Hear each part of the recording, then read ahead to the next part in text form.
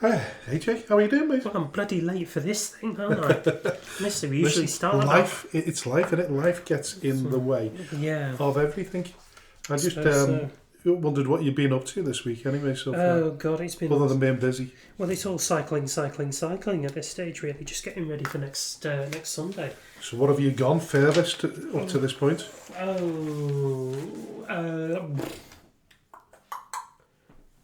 17, about 78 miles. 78 miles, yeah. Yeah. I've got 112 to do on the actual day.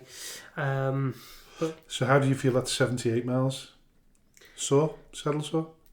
Bit saddle sore. I think it's my lungs that are getting to me more than anything else. I think it depends on how... You're doing a lot of hill stuff then, yeah? Yeah, where the one in Wales is renowned to be quite hilly. So have you done Parbold Hill yet? Yes, I have. How do you find that? Well, I mean, after that, I'd gone up Parbold Hill after having cycled through Burscough and places all the way to Southport and then back. So I think I was about 37 miles in. That wasn't bad. Yeah. It wasn't bad. Yeah. I think your legs really start to feel it, but then also your balance. You notice more when your bike starts to veer off left to right. That you're getting tired. Yeah. So... Listen, all I can do is just see what happens on the day, really. Like, the hotel's booked and everything, so I'm just going to try and enjoy it as best I can. If there's a way of enjoying it, I'm sure you'll find it. The only way I think I could enjoy it is at the end, when I've finished it. Yeah, when you fall over in a heap. And when I look back on what's happened and then start to kind of feel good about what happened. It's always the sense of achievement at the end, isn't it? That's bigger than the actual event itself. Well, it is, yeah. The build-up to it is probably more scary. Yes, it is. So when you actually get going, I suppose, a little bit like stage fright, isn't it, really? You get on stage and you're sort of you've got a few nerves, haven't you, to start off with? Yeah, you are. And I did a I did a sprint triathlon last Wednesday, which is why I couldn't I couldn't quite get to the show on Wednesday, and we recorded later because I'd gone up to Cape and Ray, which is just south of the Lake District. Yeah, we talked about that last week. Yeah. How was the recovery from that? Was it? Oh, it was on the bike the next day. You were on the bike the next day? Yeah, just a half-hour recovery, but yeah, I felt absolutely fine. I felt like I could probably do another one again. But sprint triathlon was 500 metres swim, 17-kilometre bike, and then a 4-kilometre run, 4.5. And I'd done it in a not unrespectable time, and I felt fine. And that was me pushing it as well, so I could take my time a little bit more on this thing. But even so, they still have cut-off times. Yeah, you can't, take your sweet time on an Ironman, because roads still have to open and volunteers and marshals have their day jobs to go back to. Yeah, listen, it's a real pity that you weren't sitting on the show earlier on today, obviously with work and what have you. But Lee Hill is also a strongman. Is he? Yeah, according to his bio. Strongman or Ironman? Oh, Ironman. Because strongman is like lifting boulders. Sorry, Ironman. Right, okay. Yeah. What did they come up with? I mean, a strongman could be an Ironman, but that'd take an awful lot of discipline. Yeah. Strongman's like Eddie Hall and... Yeah, he's an Ironman. Right, okay. Oh, God, I didn't know that. Yeah. So he's a high-performance coach, former soldier, 22 years, I think. I knew he was a former soldier, in the army. I didn't know that he was a high-performance coach. Well, I might have to... If this thing all goes upside down and I don't end up finishing the Ironman, I'll have to go back to him for some tips. Yeah. Or get him to coach you. Damn straight. Get him to coach me. Well, listen, we'll talk about him, obviously, in the show. But, yeah, so it's been an interesting week for me. First of all, my mum goes into hospital with pneumonia. And then a day later, my grandson goes in with breathing difficulties. Young Ezra, he's only 2 years of age. He's got 15 sets of allergies. Very sickly boy at the best of times, but thankfully he's recovering well. I think my mum is as well. I think she's due home at any time. Good. But yeah, bit of a setback. So you're sort of chasing your tail a little bit here, there, and everywhere, and then trying to be as productive as you can in terms of producing the show ahead. Yeah. Making sure that we've got the right content for it. But so I've had little time to do anything else. I'm just trying to think what else I've been up to. Done anything Skelmersdale United related? Oh well, listen, I'm always on the ball with that. This is true. I went to training on Tuesday night, a really productive night, and funny really because James was called upon to do a little bit of goalkeeping. Okay. Yeah, so he did rather well, to be fair. James will be glad that I've mentioned him on the show, I'm sure. Yeah, he's deserved a shout out, to be fair to him. But he managed to deflect one off his feet and it went right over into the trees. Give him his due. At the end of the training session, he went round the other side and he tried to find it. I tried to find it first of all, couldn't find it. But the reason why I couldn't find it was because it was actually up in the trees. So James managed to spot it. Good. Broke a few branches, wriggled the tree a little bit, and out came the coconut. Outstanding. Yeah, so man of the match. Well done to James. Yeah, most definitely. Yeah. Listen, I suppose at this point, really, we should be getting on with the show. We should swan dive into it, shouldn't we? Let's go. Get on with it. Hello and welcome to the Speaking Frankly Football Show. I'm Frank Hughes, the chairman of Skelmersdale United Football Club, and alongside me is my co-host and passionate press officer, AJ the Jet. Not that being involved with the football club is a prerequisite for hosting a football podcast, but it certainly helps. We are ready to dive headfirst into the vibrant world of non-league football in the Northwest, and we might even take a moment to discuss some of the bigger headlines in the sport. We'll explore life in the Northwest counties, bring you interviews with well-known faces in the league, and analyse how local teams are performing while making bold predictions for their upcoming matches. Nothing is off the limits here. We'll be diving into all kinds of topics, including complicated refereeing decisions and regulations that often leave fans perplexed. We want to hear from you too. This is your show, so don't hesitate to reach out with topics you want us to tackle. Let's get this conversation started and enjoy every single moment. We are speaking frankly. Hello and welcome to episode 11, season 2 of the Speaking Frankly Football Show, and a very warm welcome to my co-host and the dulcet tones of AJ. I'm not Barry White. Why do you carry on? You've got such a smooth voice. I know. Controlled and smooth. Do I? So I hear myself listening on the radio and on the podcast. I'm like, what do you sound like?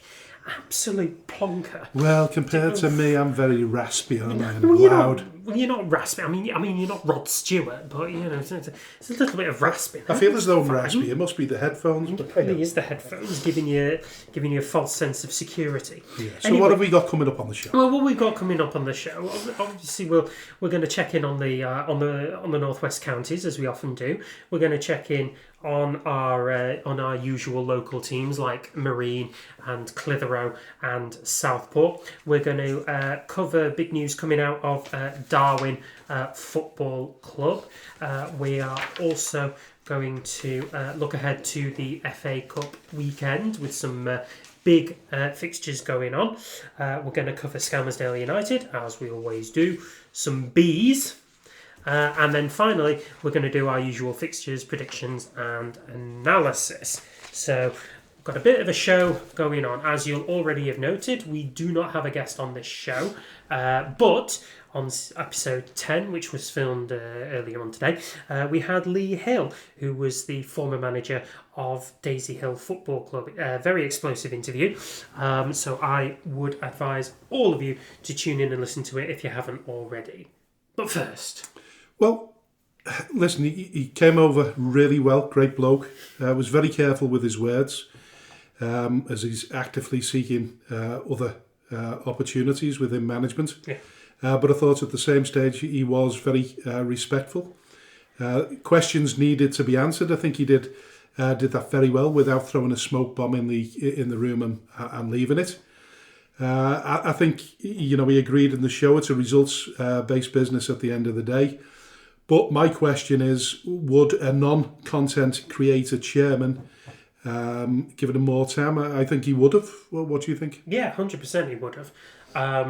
I don't like to think that Leigh's departure was on the basis of creating content and views and numbers. What I do want to think, though, is that Aaron Hunt may very well have wanted to bring his own man in. And I think the Leigh will admit that the results were disappointing in some areas. I think they played 6, drawn 3 and lost 3. No, don't get me wrong, some of those were to some really good sides. Forward Amateurs are having a brilliant run. Droylsden. Droylsden as well. So teams that are very difficult on their day. But I would have certainly believed that Leigh would have had more time, particularly given how much work he's put into keeping that club going. Like I said on the show last week, without Leigh Hill, there really isn't a Daisy Hill to talk of. And I would, if it was me, if I was the chairman, I would have absolutely given Leigh more time. It's a difficult one, isn't it? Because, like you say, he's brought Aaron to the football club, and basically you would feel really, really upset by the fact that you've given all that effort to bring somebody along, a saviour to the football club in many ways. And I know you just alluded to the fact there that you don't think it would have been a decision made to increase his content, but reading between the lines, he obviously on his TikTok or his stations or whatever they are, the YouTube, he was getting a fair amount of stick according to Leigh. Yeah, we talked about it when he'd live streamed the game on his Twitch account, and was in amongst the fans and was giving Leigh some stick for some late game substitutes that he'd made. That consensus was that they'd cost them the result against Forward Amateurs, and obviously Leigh has clarified that in his own interview. But he knows he's getting filmed at this stage, doesn't he? I think, yeah, I would hope that Leigh is on his guard at all times about being filmed or being in the No, but the I'm talking about Aaron, when he's made the comment about the manager making the wrong substitutions at the wrong time. This is getting... I didn't actually see the footage of this, but this is on YouTube, is it getting filmed? I'm not sure what service it's on. I know it's on Twitch, but I think it's on another one as well. I have seen the footage, and yeah, he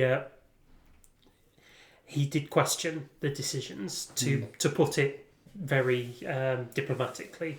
But it's not a good look, is it? I mean, listen, we all make comments in the heat of the moment. I certainly do as chairman of Skem when decisions or things aren't going quite the way I want them to go for Skem, and I'm sure I've said one or two cursory words about managers now or former managers in times gone by. I'd hate to think that somebody would pick up on it and film it.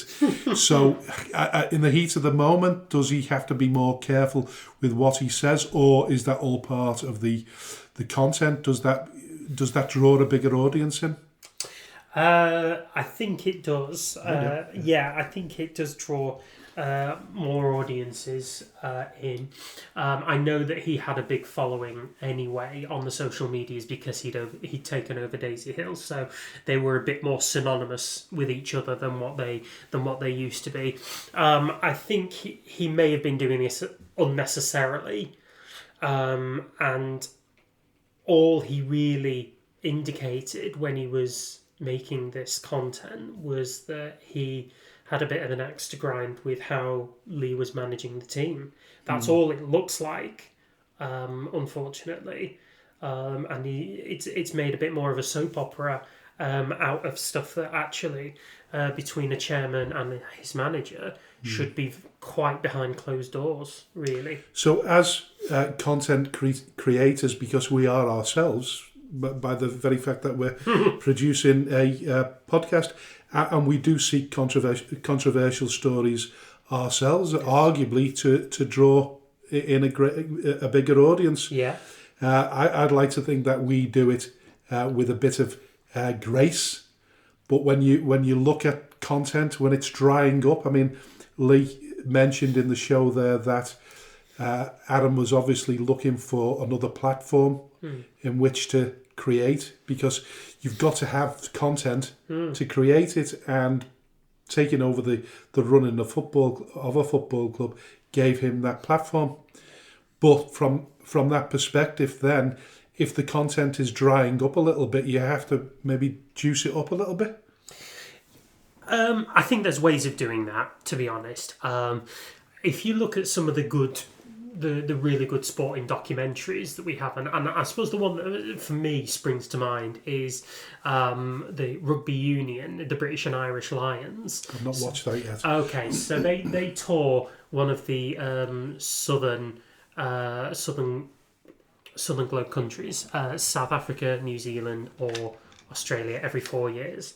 And every single time they do, there's a documentary which goes behind the scenes in how they kind of plan the tournament, they plan the travel, they plan everything, and you see it from an organisation point of view, you see it from a coaching point of view, you look at the training that they do, you look at the the meetings that they have, the match meetings that they have. That's the kind of content that they could churn out if he felt so inclined, because there really isn't any behind the scenes checking in of a football club to the depth and to the level that Daisy Hill could have had if they'd kept Lee in charge and just followed him around with a camera and created the content that way. I think they just made it a bit more soap operatic by choosing to turn against him almost. Have you ever watched I think we mentioned it on the last show, Marine did a series many moons ago. I think it was around about 1990 something. 1990 something. Or other, yeah. There was a 6-part show. I think it was on ITV called Marine Lives. Very well, you can pick it up on YouTube. It's available to watch. Nice. I think that was done so more of an earthy side to it. About people chipping in for cups of teas and biscuits and things like that. It was really, really good series. But I feel as though, in many ways now, you have to be a little bit more controversial. I don't agree with it. I think we've seen a lot of content in recent. I think the Wrexham story sort of highlighted how you could do it with a little bit of grace and respect. Yeah. I think you're right. I still haven't seen the Wrexham story, but from what nobody's really spoken out against the ownership structure, and if you look at how Wrexham are doing business, their value as well as their income, it's all going up and up and up, and they're providing very well documented support across the board to the management, to the players, to everybody that works there. Now that's how you do it well, I suppose. And in contrast, there, Birmingham did it complete opposite way. Brady, what's his name? Tom Brady. He made controversial comments about Wayne Rooney. He knew at some stage that was going to come out. It makes you wonder whether you're forced into getting rid of him before it comes out then. I think Wayne Rooney was a manager that was brought in particularly for his name. There'd not been very much to suggest that Wayne Rooney was qualified or capable of running a club at that level, and he really didn't last long. And Birmingham ended up getting relegated. So to hire a big name and to try and make something a bit soap operatic about it can come back and bite you on the backside. Well, I think all these fly-on-the-wall documentaries are going to be pretty much similar. The class of 92, we watched boardroom meetings there and discussions on whether they were going to give their managers more time. And they went through a string of managers, over a short period of time before they got it relatively right. They did, but we didn't see that with Daisy Hill. No, we never did, and I think that's a bit of a missed opportunity, particularly at the level that they're at. we have these documentaries about the big clubs where there's maybe a bit more of an enigma about it. But it's ideal to do it at a smaller club, particularly because it's just not a known thing. Listen, I've watched a lot of Aaron Hunt's content, if you like, for want of a better word, and I've enjoyed a fair amount of it. Some of it's toilet humour, which I don't really share. I think you can do it in a better way. What I didn't realise was, and I think I mentioned it on the show, was initially we were going to have Lee and Aaron on the show, or certainly Lee, and then he did a U-turn, and the reason for that was because it said something untoward about, I'm assuming about him. I did question, I did say I don't understand how people can make a lot of money out of recording themselves on FIFA or PlayStations. I don't quite understand that. I don't think at 58 years of age I'm supposed to. I certainly don't understand why my own sons are so heavily involved in it, but that's sort of the more modern way of life. Although I do think Aaron got his own back at home, and I didn't realise there was an issue between us, but he certainly got his own back when he turned around and mentioned about who puts coleslaw on ham sandwiches, knowing quite well probably that it was my wife that was doing all the hospitality. Which is still a match winner. He's just being a bit dramatic, wasn't he? There's one thing to kind of question how you can make money when you're not quite sure, but it's another to kind of just slate the catering at somewhere that you've been invited to. It's not classy. No. But would you be put off by bringing a social media influencer into Skelmersdale United Football Club? I think we'd need to do a very big amount of due diligence and got to know this person first. I think it's one thing to bring someone in to save a sinking ship, which... Great respect to Daisy Hill and to Lee, but Daisy Hill was a bit of a sinking ship and it would have gone out of business at the end of that season. It's another thing completely to do it to Skelmersdale United, who are, by all accounts, floating, is the term that we've used. And we're not in threat of foreclosure or anything like that. No, I mean, Daisy Hill, arguably they were talking about joining a lower division, similar to what we're in now, where there's less finance involved in running the club at that level. Yeah. So maybe they would have stayed together had, but then the expectation, you're a founder member of the North West Counties. You've been there since 1982, I think it is. Quick estimation, is that 43 years, something like that? 43 years. 43 years. It's a long time to throw it back and then end up in the say West Lancs League, for argument's sake. Yeah. So it would have been a difficult choice for him to make. Yeah, of course it would have. It was sink or swim, unfortunately, but he did what he had to do, and I respect him for that. Unfortunately, and Lee will probably say it better, that it hasn't turned out the way that he had hoped it would, but I think his legacy will be, and I certainly hope that it is, his legacy will be that he brought about the changes that saved Daisy Hill and kept them going for long into the future. Yeah, well, listen, that's all you can hope. And listen, we know, because you and I have spoken about it before, I've approached content creators in the past, and I'm quite excited by the idea of bringing somebody into the football club that could influence us on a social media platform. Whether we'd go down the route of full-on ownership, a lot of things would have to be changed to make that happen. I think I'd sooner see something like a pseudo kind of ownership where somebody learns the ropes of how to run a football club, to see whether it is something that they'd like to do further down the line. True. But listen, other than that, if you've got to really go and listen to the podcast with Lee Hill, it's very revealing, very respectfully done at the same time. But we move on for now. We do, and we'll drop in on the Northwest Counties first of all, and we'll start at the top. So Padiham are still leading the way in the Premier League with a perfect record, 6 wins from 6 games. Their most recent one was a last gasp, I think it was, was it a 2-1 win?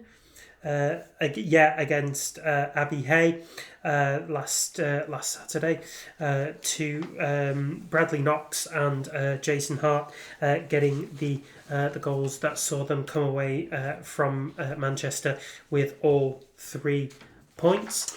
Yeah, and they followed that up with a fine win against Glossop North End, 3-1 on Tuesday night. Yes, they did. In front of another respectful sort of audience of respectable, I should say, 328. Yeah, they're doing well, aren't they, with Gates? They're getting big numbers. They really are. And one of the things that I said at the end of last season is that they will... I think that they would flourish an awful lot more if they kept Josh Briggs, who was their top goal scorer last season. He's obviously left now. He's gone to FC St Helens and he's doing really well. But equally, so are Padiham. And it doesn't appear to be like they've got one goal scorer who's just carrying them through it. They had 3 different goal scorers in that game against Glossop North End, and then 2 completely different scorers in the game against Abbey Hay. So 5 different goal scorers overall, but 6 points to carry on their perfect unbeaten run. Still early doors, but they're looking really, really well. As are Burscough. They're nicely placed in second place, only 4 points behind Padiham, but Padiham do have that one game in hand. Yeah, they do. So Burscough, let's see, where did they get up to? So they played Exton Villa on Tuesday night, visited the Jim Fowler Memorial Ground, and they came away with a 1-0 win, a win that Dave Dempsey describes as being quite a fortunate win. Feels that Exton Villa were unlucky not to take anything from the game, but it's quite an honest assessment, isn't it? Yeah, absolutely. And I feel like the longer the season goes on, it's these kind of clutch moments, if you like, these vital 3-pointers where they maybe rode their luck a little bit more, that could be very, very telling between automatic promotion, then the playoffs, or just middle of the table. And you do earn your luck, don't you? There's no doubt about that as well. I think you're probably right, yeah. I think Burscough have probably earned the right to have a little bit of luck on their side after having had such a strong end to last season and a strong start to this season. At Glossop North End, it doesn't get much easier for Richard Brodie, really. His team lost against Pilks 4-0 last Saturday, and then 3-1 to the leaders on Tuesday, Padiham. But I think he went on record as saying that the result against Pilks was totally unacceptable, but he was pleased with the team's application against the leaders. Yeah. So there's a bit hit and miss, but they've lost their leading goal scorer as well, haven't they? Did they lose him? Has he gone on for pastures new? You'd tell me. You'd know more about that than me. Unfortunately, it's been a difficult one for Brodie, as we talked about with him in the second ever episode of the Speaking Frankly Football Show. Up there, in the great north of Glossop, it is quite remote. There's not much in the way of neighbouring footballing communities, and Glossop are by far and away the kind of the peak of Derbyshire and football in the remote area like that. So players and reinforcements are difficult to come by for them. But he still will, regardless, be disappointed of what his team have churned out so far, which 1 win and 2 draws from their opening 8 games with 5 losses, and quite a leaky defence, unfortunately. 18 goals shipped, which is a record that only a handful of teams around him have got worse off. But I think it's the goal scoring, I think, that is the biggest difficulty for them as well. Just 3 teams have a worse record in front of goal than the North Enders, and I don't think, from what you've been saying, Frank, that situation is going to be improved by a recent departure. Is that correct? They lost Lewis Riley. They've wished him well. He's moved on. I don't know whether it's job related, whether he's going abroad or not. Not too sure. He's gone on. He was scoring quite a few goals, wasn't he, Lewis? Yeah, Lewis Riley had. I think he had got a few goals to his name. I'm just bringing up the statistics on him now. I know that he was quite prolific towards the end of last season. Yeah, he'd managed 5 goals this season. So of the 9 that they'd scored, he'd counted for 5 of them. From 9 appearances, so losing clearly him, a big loss. It's a big blow, unfortunately for North End, and they're going to have their work cut out trying to replace him. And we do know it's the silly season. I'm not suggesting for 1 minute that's going to happen, but I'd like to think they'd give him a bit longer if that's the case, because it is tough. Recruitment over that neck of the woods. Yeah. We mentioned the hours that he spends travelling backwards and forwards. From Southport, yeah. Yeah, and when if you're thinking of replacing anybody like that, you have to remember that you have to get somebody that's going to put that extra mileage in. In many ways, but literally and mentally as well. Yeah. So just looking at the bottom of the North West Counties Premier Division, pretty much what we expected at this time of the season. FC Isle of Man. Remica down the bottom there on 4 points. Yeah. AFC Liverpool, probably wasn't expecting them to be in the lower reaches. No. It's been a sort of a difficult start for Ben Barnes as well. Two games and 2 defeats since he's moved there. Yeah, unfortunately. Yeah, but I think AFC Liverpool were always going to be a bit of a well, we called them the Jekyll and Hyde Club last season, didn't we? Because of how well they'd finished in the table, but their wins to losses ratio was very, very close. They almost had an identical record, didn't they, in terms of wins, losses, goals for and goals against? Near enough, and I think it was something that they'd tried to get rid of, most notably by bringing in Ben Barnes. So last week they'd gone to Ramsbottom and lost 4-1. I mean, that's not... I know that they would have wanted to have made a better go of it, and on paper that one is a bit of a difficult scoreline to comprehend. I think it probably just goes to show how good Ramsbottom are. An Elliot Taylor goal in the last minute of the game, merely scant consolation. But then on Tuesday they followed that up with a 2-1 defeat away at home to Charnock Richard. Elliot Taylor with a penalty putting them ahead, but that lead only lasted 2 minutes before Charnock Richard's own prolific goal scorer Nathan Nikias reducing that lead to nothing after 2 minutes after Elliot Taylor's goal, and then Fenton Davis on the stroke of half-time grabbing what proved to be the winning goal. Very difficult for AFC Liverpool at the minute. You can sort of reasonably tell that Elliot Taylor is their goal scoring figurehead, and one they maybe lean on for the goals. He's got 8 goals in 10 games. Caleb Jones has got 5 goals in 10 games, but the defence needs a lot of shoring up, it would seem. And the Gates look as though they've dropped marginally. 118, in the game against Charnock Richard. Obviously, we don't know how many. It is a midweek game, of course, isn't it? Yeah, midweek game, so it could very well be lower, don't they? It may well look a little bit closer to 150 on any given home game, but nonetheless, a lot of work for AFC Liverpool to do. But maybe Ben signing for them will turn the tide for them. Yeah, let's certainly hope so. So, there anything more you want to talk about in the Premier Division? Yeah, I wanted to look at a couple of games, really.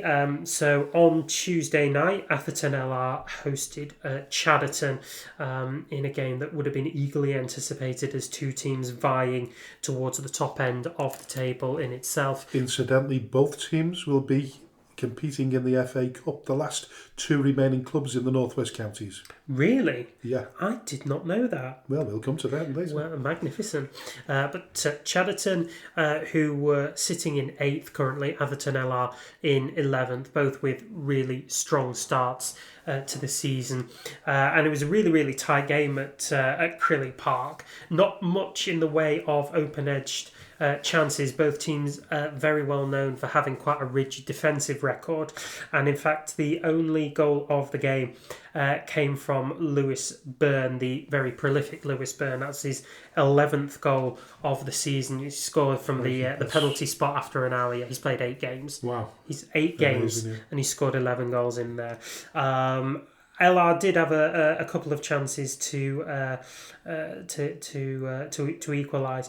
I think maybe the one that they should have had was actually a mistake made by the referee. So as Atherton have played a through ball to Harvey Sample, he's through on goal, but the referee pulls it back for a foul on an Atherton LR player. So, in fact, had he played the advantage, Harvey Sample would have almost certainly scored.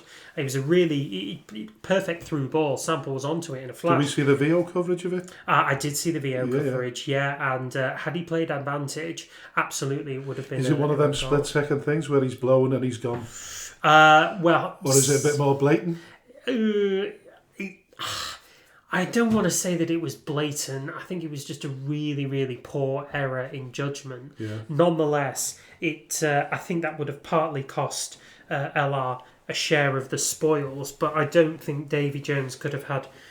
I would hope that he wouldn't have had too much to complain. It was a really, really tight game, nonetheless. Case a little bit after the Lord Mayor's show, that great victory against Atherton Coles, do you think? Would it be coming down after that? No, I don't think so. I think it was just that Chadderton are actually a really good side, and maybe we don't quite speak about it as much on the show. I mean, we forget that they were leading the table for a huge chunk of the first part of the season before Byrne made his way up to Bury, and he's come back and he's firing on all cylinders for them. There was a slight bit of contention about the penalty. It didn't look like Joe Bickerstaff had tripped the Chadderton player in the box. From the angle that I was looking at, it did look a bit of a suspect movement by the Chadderton player. I'm saying after the Lord Mayor's show, but of course they got back to winning ways anyway, didn't they? In the Northwest Counties, they beat Cheadle, didn't they, away from home? So yeah, they're doing relatively well. And we'll talk about the next game because they'll be absent from league proceedings as they entered the next round of the FA Cup, but we'll talk about that later. Yeah, the last game that I want to talk to you about is City of Liverpool versus Earlham. So City of Liverpool at the minute are sitting 20th in the standings, having been relegated from the Northern Premier League West at the end of last season. They've moved to a new home in the form of the Community Ground at Burscough, and they'd done extremely well against Earlham and were 2-0 up going into half-time. And then an altercation happened between Fidan Hajari of City of Liverpool and Earlham's Alex Francis. There's a bit of a tangle, and both players were sent off. And as they've gone down the tunnel, the situation has escalated. A fight has broken out, which has required the attention of both sets of players and the management team. And the referee has abandoned the game at half-time, with City of Liverpool leading 2-0. Well, we don't like to see games abandoned, do we? Certainly don't. No. And I've watched a few, including one that could have, a couple of seasons ago, could have well happened to us. Well, it would have been the end of the game, but yeah, fisticuffs after a game or during a game, never comfortable with me. I don't like to see violence. It's never healthy at all. There's been no word from the FA or the Northwest Counties as to when that game will be played, or whether there's going to be any punishment handed out to either. So of the it was abandoned at half time. It was abandoned at half time. Yeah, the incident had taken place right on the stroke of half time. Both players had a man sent off, and those two men down the tunnel had escalated proceedings to the point where the referee felt that the game needed to be abandoned. Healthy turnout as well. 131 fans had made their way over there. And a tenner a ticket. On a Tuesday night as well. On a Tuesday night. I take it none of the spectators got involved in any of this? No. It was all... it was just the players. I wonder whether they'll be forced into playing the replay behind closed doors. It's a possibility. I've never heard that happen before at this level. But obviously you'll have more history and knowledge of that than I. I can't remember the last time, and maybe somebody will inform us, the last time a North West Counties football match got abandoned. Yeah. Interesting to know. If you are a North West Counties historian and you are listening to this and you have knowledge... Kevin Lawton is, so he could possibly tell us what's... Yeah, if you are, please write into us at We Are Not the Racist Serbian League who has to play behind closed doors, Dalton Skelmersdale. Yeah, very good. Anyway, right, so listen, do we move on to Division 1 North? Let's move on to Division 1 North, and we're going to go to Brocksteeds Park, home of Ashton Athletic. All right. Yeah. Go on. So Ashton Athletic Should be by surprise there. Opened the season with a really good win over Daisy Hill, have now lost their last 4 games and are bottom of the division. MSB Walton and Daisy Hill are on the same points as just above Ashton, but only on goal difference, so it's obviously very tight at the bottom. Ashton do have cause for a bit of positivity though, in that the Nicholson brothers, Jamie and Josh Nicholson, have both returned to the club this week, therefore bolstering their attacking prowess. Where have they been? So, I believe they were both at FC St Helens until very, very recently, but made their moves back to Ashton in Makerfield earlier this week, and they're going to be linking up with Declan Hill, the top goal scorer of Ashton Athletic last season, who himself departed for pastures new. He went to Barnton in the off-season, but he's now back, and the Nicholson brothers are now back. So maybe the tide will start to turn for Ashton Athletic after a few really disappointing results, the most recent of which came over the weekend when they were beaten 2-0 away at Holker Old Boys. Tom Dawson double there, securing the points for the Cumbrian side. They're not getting battered, are they? They are not getting battered. No, it's very tight games. I think is probably the scoring's the issue there. Obviously, the goal scoring was the issue. Yeah, even Hill is finding it a little bit difficult. Their top scorer is Emmanuel Uwachuku, who's got 3 goals from 6 games, and other than a single solitary goal from William Adams, no one else on the Ashton Athletic squad has scored a goal.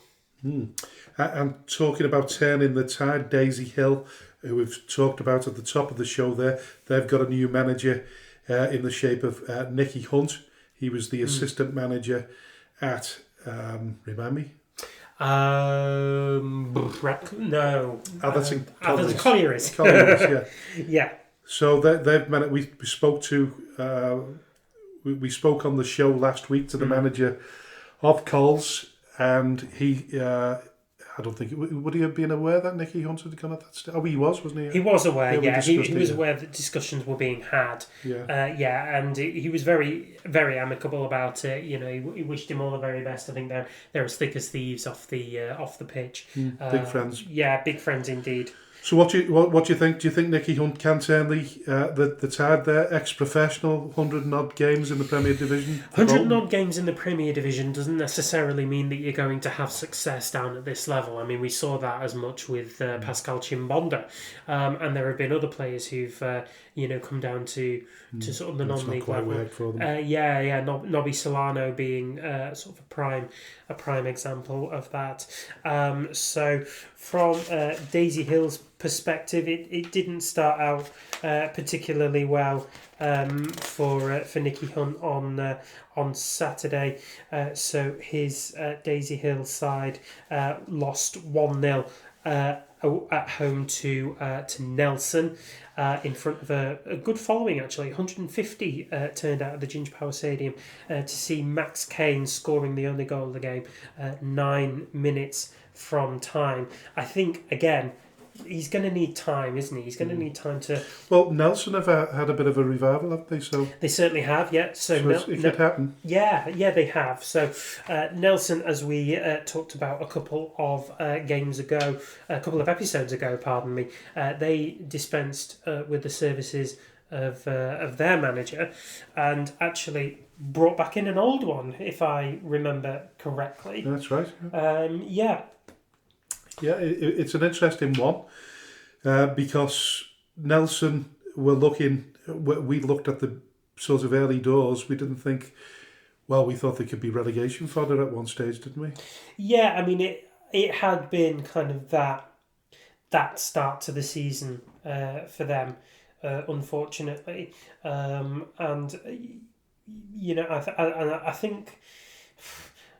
I think by Nelson's own standards, they'd set the bar really high and perhaps too high for them to maintain. We obviously know that they had lost Charlie Frost in the off-season. He rejected a new contract with the club, but then they ended up bringing is it Jerry Harrison? Jerry Harrison.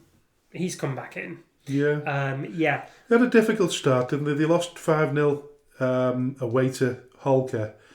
Then they managed to beat AFC Blackpool 2-1, but then a big defeat by the informed McGull. They lost 5-1 to them, but since then, you know, they managed to progress into the next round of the FA Vars, and they've had 3 league victories since. So it's a big turnaround for them. Yeah, they are starting to turn it around, and in doing so, they've managed to climb up to, I think it's about 3rd or 4th in the table, something. Somewhere. Yeah, they are. They're 3rd. Yeah, they're 3rd in the table after a couple of wins. The most recent of which was a 2-0 win up at Baker Borough, bit of a local derby by all accounts, really. Luke Heppel scoring after an hour there, and then Finlay Devaney with an 80th minute penalty. Again, in front of a decent turnout there, 157 on a Wednesday night to see that game go down. They do have, I wouldn't necessarily call it disappointing news, but after 4 games with the club, Nick Heppel has decided that his time with Nelson is over and he's moving on to pastures new. Doesn't say where, but he isn't with the squad anymore. He's just leaving his brother Luke to carry on the family name. Yeah, I'm getting confused by all the Heppels. Well, there's only 2. Luke was the one who played for Blackpool for the full extent of last season and was absolutely brilliant, and you know, we regarded him as like one of the best attackers. Yeah, most definitely. Whereas Nick is the one who played for Wythenshawe and Nelson and AFC Blackpool just last season. All right, so he was a bit of a journeyman. Well, listen, should we go to the top of the division? Because we talked about Droylsden early on, and we believe them to be one of the favourites. We certainly did. And they've made a relatively poor start to the season, but now they've gone 4 games, consecutive wins, and now top of the Division 1 North. Taking over from McGull. Yeah, they are. Who lost 5-2 to Thornton Cleveland. That's not a result that I think we ever thought was going to happen. I think both of us had it down that thought that McGull were going to win that game. Unfortunately, Luke Noble decided to help himself to 4 goals on the Fylde coastline. His first after 42 minutes, and then got a hat trick in the second half in front of a really good crowd as well. 256 turning out to watch that game. Darren Brannigan and Sam Smith scoring the goals for visiting McGull in a performance that Joey referred to as unacceptable, to say the least. Yeah, listen, it gives them a chance to give their heads a wobble. You know, if they were thinking they become Billy Big Time, then they've certainly not that you know, he'd have allowed them to do that, but. Thornton Cleveland's, I think you mentioned it on last week's show, it's one of those places, isn't it, where it can attract a fair few people from different areas. It's in a good position. Yeah, it is. In a weird way, it's a little bit remote. So on that Fylde coastline, you've got AFC Blackpool, you've got Squires Gate. But then about 10 or 15 minutes up the road, you've got Thornton Cleveland's. Now it's a nice place to go. You know, it's quite a pretty town by all accounts.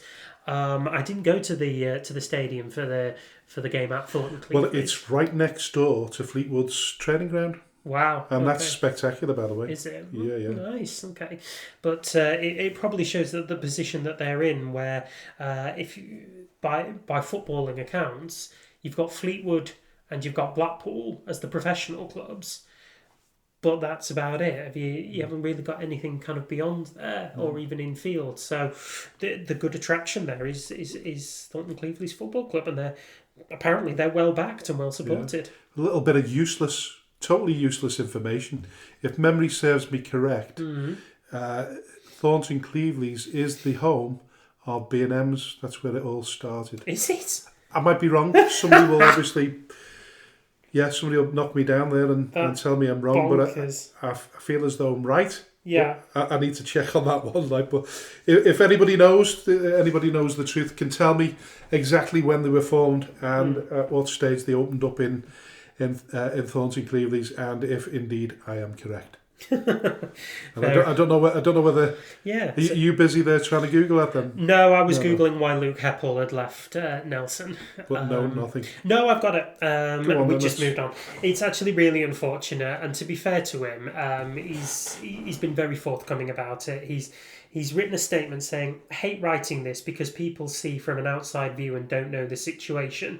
I want to wish Nelson FC all the best. I didn't want to leave and they didn't want me to leave either. And I still don't want to leave. But with wage cuts, I can't afford to travel due to living 1 hour 20 minutes away and train twice a week and play when I have the real world at home with mortgages.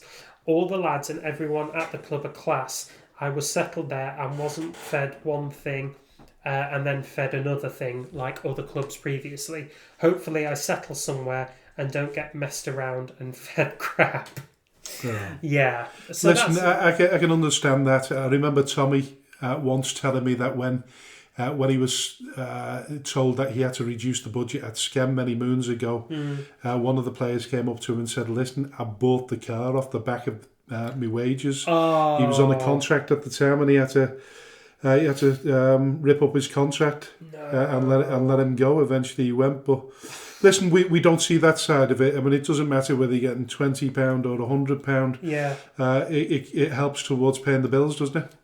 It really does, yeah. So I totally sympathise there. Yeah, so do I. So particularly if you're travelling. I know a lot of players, they might be on, £60, £70, but they probably spend a lot more going to training. They probably do, and travelling to the games itself. Yeah, I think so. Yeah, unfortunately, I don't know how many of the players get paid mileage on top of their fixed wages. Won't be any at North West Counties level. It's quite rare, isn't it? And I think from Heppel's perspective, he was going over to Nelson, but I think he lives somewhere on the coastline, in Blackpool or somewhere. Yeah, I think they're the Blackpool based. Yeah, he is. Yeah, but nonetheless, he's. Dare I say, can his brother give him a lift?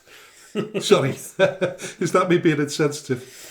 Oh, I don't know about that, but it depends on their situations, really, doesn't it? But nonetheless, he's been honest and open about it, and he hasn't slagged the club off either. No, he hasn't, and I really think he would have wanted to stay there had he been able to, had the logistics kind of allowed him to be able to do that. But nonetheless, he's now without a club, and he's on the lookout for his 15th club in his career. Yeah. How long would it take to get from Blackpool to Skem? To Liverpool, actually, where we play. Well, Blackpool to Liverpool. It wouldn't take that long. It wouldn't be as. Mind you, I don't know, Nelson. Yeah, it's probably a little bit further. It's probably a bit further. I don't think. I don't think we'd be able to. No, just throwing it out there.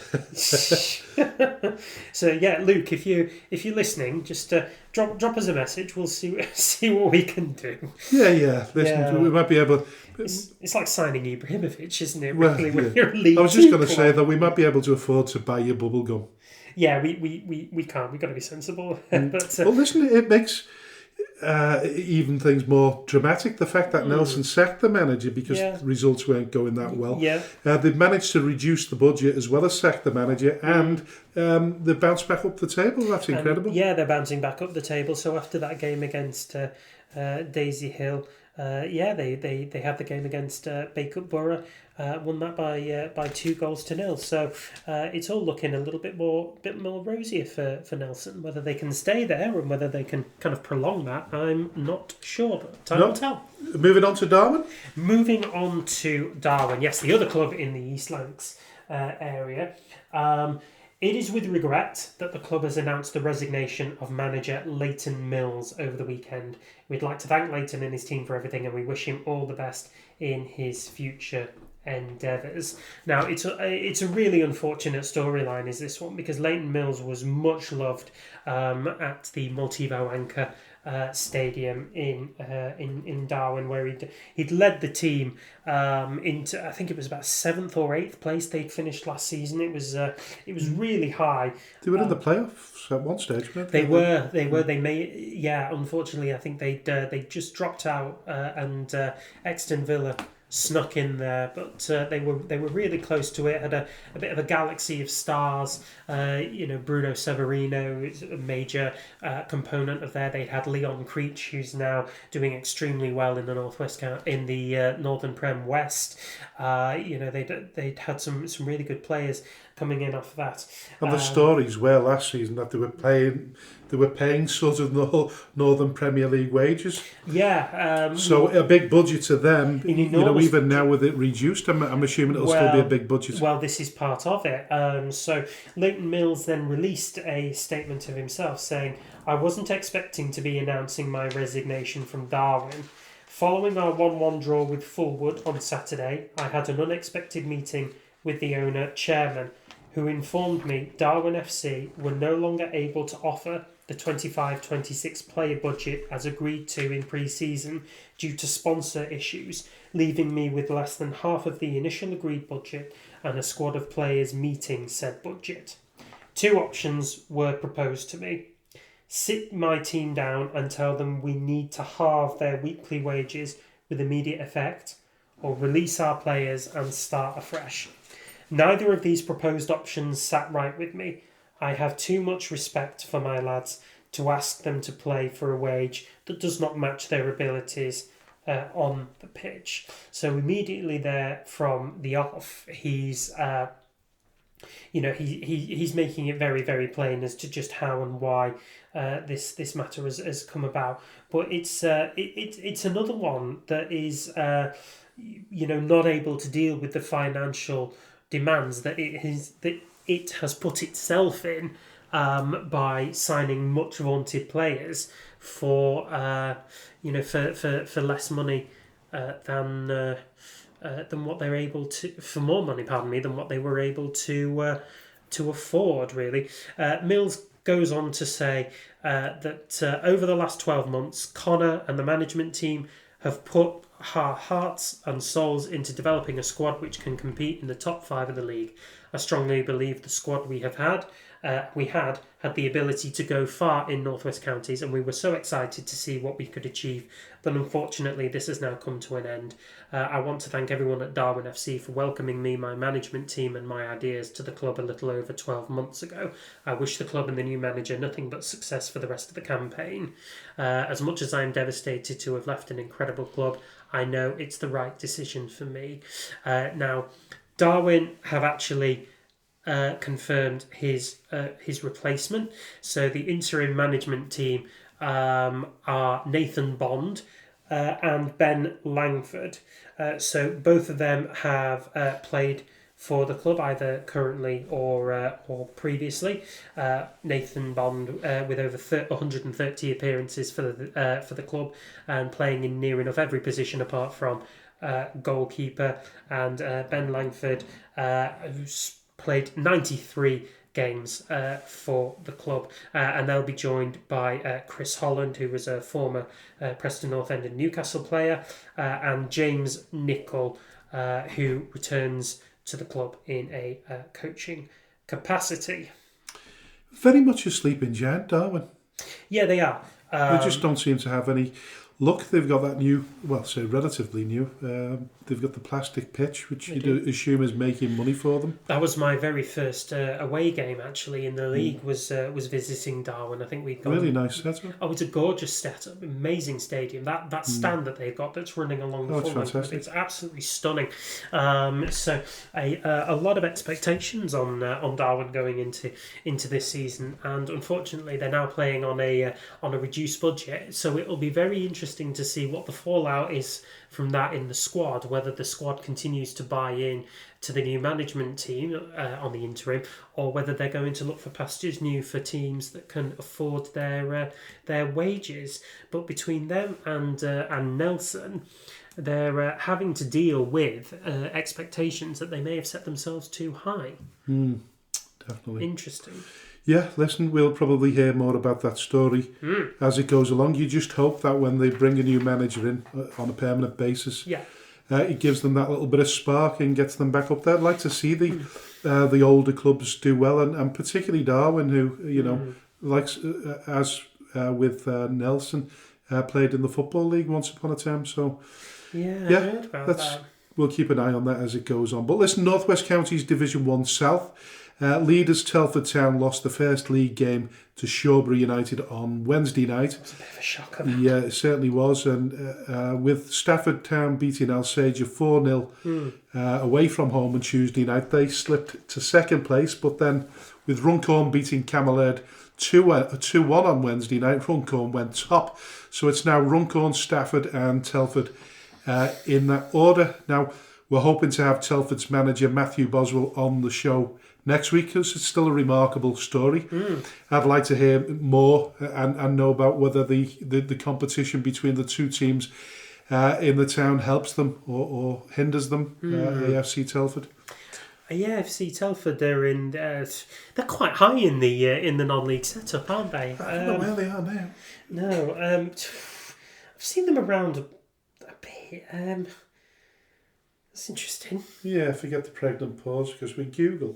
Sorry about that. As most people would do. Yeah, we're going to have to. Yeah, the 16th National League North, you're 16th in the National League North. Yeah. So they're struggling themselves a little bit, but in terms of gates, they've always had pretty good support. So it must be difficult for a team like Telford Town to compete against teams like that. But they're certainly doing it in the North West Counties in the first season, and you just hope that they can... they can kick on from there. Sustain that, 100%. And sort of get back to winning ways after maybe a disappointing defeat. I don't know what are we looking? Shawbury, middle of the table, so it wasn't a big major shock or anything? No, but I mean, Shawbury's finished second from bottom, I think, last season, so they've actually had a bit of a decent turnaround. Yeah, they've done all right. And the rest. So they 4 wins, 3 defeats. 4 wins with 3 defeats is that's very good. To be fair to them, so we got to wonder what Shawbury United were doing in the off season to churn out these kind of results, because I didn't predict this. I thought Telford would kind of swap their way to victory. And I mean that in the greatest respect possible to Shawbury United. So there's no one with an unbeaten record there in the Division 1 South now. Runcorn Town lost again the other week, but now they've returned to the top again. We talk about them quite often because we think they're going to do particularly well. I think I predicted they're going to win the league. Not too sure, but yeah. So out of all 3 divisions now, Padiham are the only one with a perfect record. They certainly are. 8 wins from 8. It's kind of ridiculous. I mean, not only do they have the perfect record, but they're the only side that's without a loss this season. So it'll be interesting to see how long they can sustain that for. But the fact is that they've... despite the loss of Briggs in the off season, they're clearly made of much more than just him. Just looking at the bottom of the table, Hormond, Hormond. Is it Hormond? Hormond or Homond? Either pronunciation. Did we have that confirmed by somebody within Hormond or Homond? No. Frank. I googled it. This morning. Oh, you spoil sport. So I think it's H-A-W, Hormond, or H-O-W, Hormond. Hormond or Hormond. Hormond. Yeah, but I'm going to call it Hormond from now on. I'm just going to wait for somebody to clarify that who actually lives in the town of Hormond. I don't think anybody's listened to the show whatsoever from Hormond. Well, no, but I mean, if you are listening to the show and you're from the town of Hormond, Harmond, Homond, or Hormond, please message in and we are addressed at "You're pronouncing our bloody town wrong," Dalton, Skelmersdale. But listen, looking at them, they're plumb bottom. Only 19 teams in the division. It's not looking particularly good for them. Somewhat reminiscent of our season last season, because at the beginning of the season I think we managed to get them 2 back-to-back draws, really, or we did close to. No, that's absolutely correct. We did. And we were looking pretty much the same with 8 games, to 2 points to our name, but there's not a lot of points. There's not a lot of points between the bottom 4 anyway, really, is there? There isn't. I think what Hormond, Harmond, Hoffman, Harmond have to their name is the fact that they're actually scoring goals. They've scored 14 goals, which is it's better than 1, 2, 3, 4, 5. It's better than the next 6 teams above them. Better than the next 6 teams above them. So you have to kind of question what on earth their defence is doing. Well, because they're by far and away the joint leakiest defence, matched only by Wolverhampton Sporting Community, who themselves were spared the relegation last season.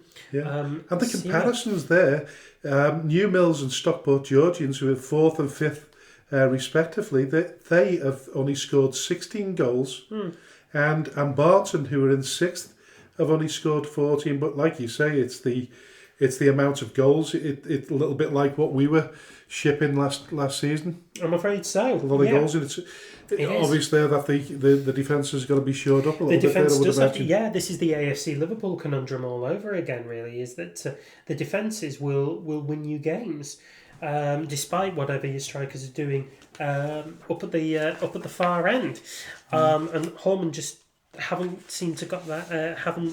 Do not seem to have that in their locker. At this moment in time, which is obviously deeply frustrating for them. Jack Lewis has got 3. Ethan Pickford's got 8 goals in 9 games. So that's where the goals are coming from. Jack Lewis and Harvey Lewis both on 3. Kean Garbutt on 2. They've got some goals behind them, and no mistake. Just really need to sort out the defence. I was just looking there when you mentioned the fact that who's the goal scorer again? Ethan Pickford on 8 goals. I was just trying to find out there. I was trying to Google where Hormond is, and it's too far away to do a deal. But you know what? From Stoke or something like that, is he? It's Shrewsbury. Oh crikey! Yeah, I didn't know that. Very south. Yeah. Well, listen, we'll come to at the end of the show. We'll come to the fixtures ahead for the season. We'll give our predictions, but we're briefly going to move on to the FA Cup, because it is FA Cup weekend. It is. Only teams from the northwest counties that are featuring in the second qualifying round are Atherton LR and Chadderton. Both have tough away ties to Macclesfield and FC United, respectively. LR, who beat their neighbours Coles in the last round, will be relishing this tie, and it looks as though with over 250 supporters making the trip, they're looking forward to a really, really good day out, and regardless of whether they win, lose or draw, they should expect a decent cut of a extremely sizable gate, I would imagine. I would have thought so, yeah. So Macclesfield's gate is it's about 4,000, 5,000? Yeah, I don't think they'll get that for the FA Cup. They tend not to for these early rounds, but you never know. No, you do never know. And even then, LR will be... they'll have a great day out. They really will. At Macclesfield, it is still really symbolic of a terrific time within the club's era, and it'll just be amazing for them. I think after the game that they've just had, you wonder whether that would be pre-match nerves going into the Macclesfield game, but Davy Jones will be saddling his troops up for a big game on this one, and they may even feel that they can win after their exploits against Coles. And listen, they're winnable games, aren't they? Yeah, they are. I know Macclesfield have started reasonably well in the Northern Premier League proper. There's always a shock somewhere along, isn't there? I There is. I know Atherton LR, when they beat Coles, that was a bit of a shock. The manner in which they beat Coles was the more appropriate, shocking thing. Yeah. They scored 5. So they've got the attack there to do it, and we know that Davey likes to set up with a good rigid defence. And they defend well, yeah. They do defend well. So, if you are Macclesfield, you're going to write off Atherton LR at your peril. That's all I'm going to say. Yeah. So, listen, looking at one or two of the other sort of local fixtures, AFC Fylde versus Bamber Bridge. Yeah, just down the M55 there, that one. Yeah. An interesting one there, AFC Totton versus Torquay United. I'm assuming Totton is Devon, is it? Sure, why not? So it'll Geography be an was never my strong point. It'll be an old Devon derby, that. The Devonshire derby. Yeah. Ashton United versus Scarborough Athletic at home.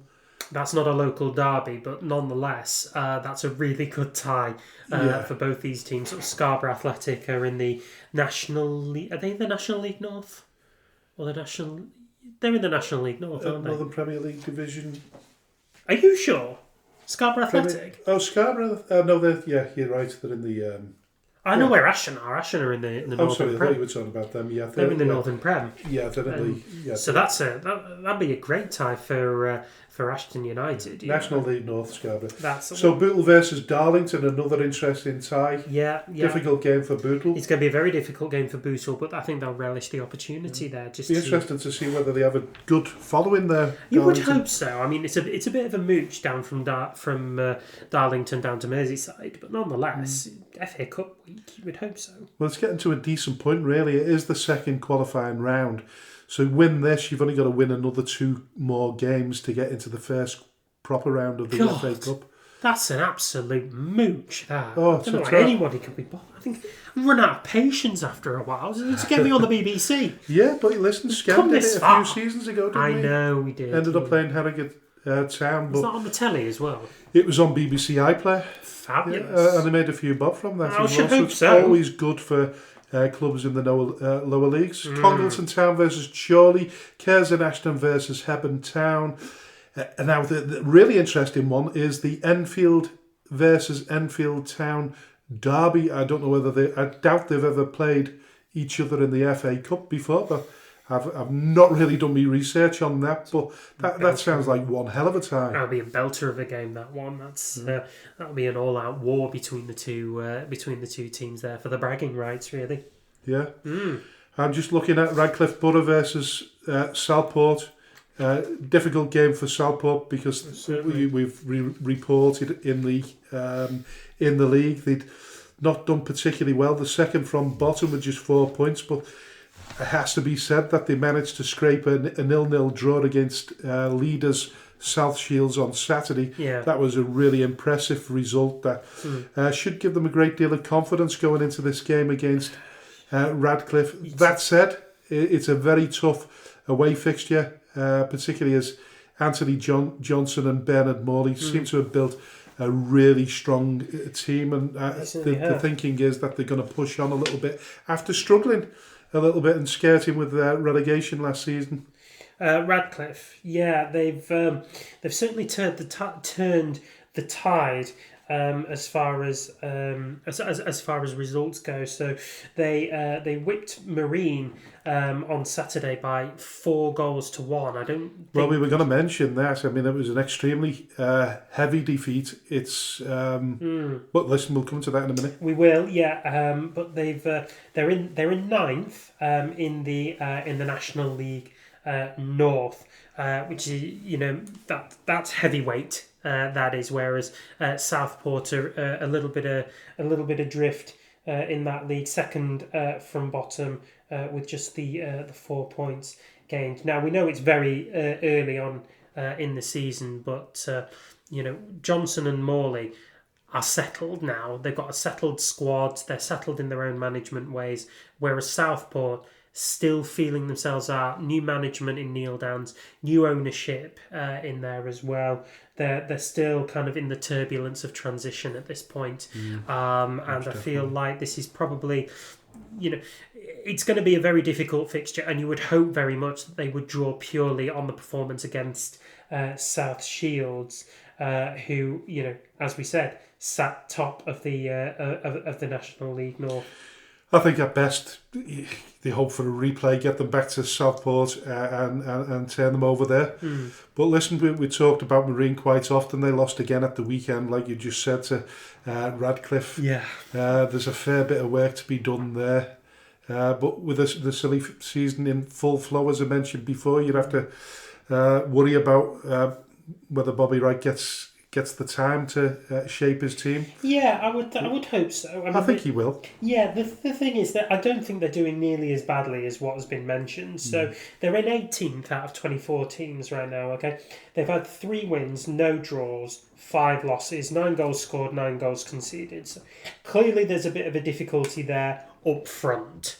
And I think Bobby Grant, as a striker, is finding that all the more well, we mentioned it last week. Maybe he should turn himself back on. He probably should do, yeah. But the manner in which they're conceding goals of late as well will be all the more difficult for him as well. So 4-1 against Radcliffe last week, 4-1 against Darlington the week before. Those were the 2 kind of very heavy defeats. Otherwise, it's been quite narrow. So they've got Newcastle Blue Star in the second qualifying round this Saturday before games against Kings Lynn Town and Macclesfield. So they've still got their work cut out. Is it a distraction, the FA Cup, for them? Does it give them a pleasant diversion, or is it just they're looking at a really tough fixture up there in the northeast? Well, yeah, I mean, it really depends on Newcastle Blue Star. It could set them up well for getting back into business in the league. Yeah, it could do. Yeah. So it can help the FA Cup, can't it? It can be a good distraction at this stage. Yeah,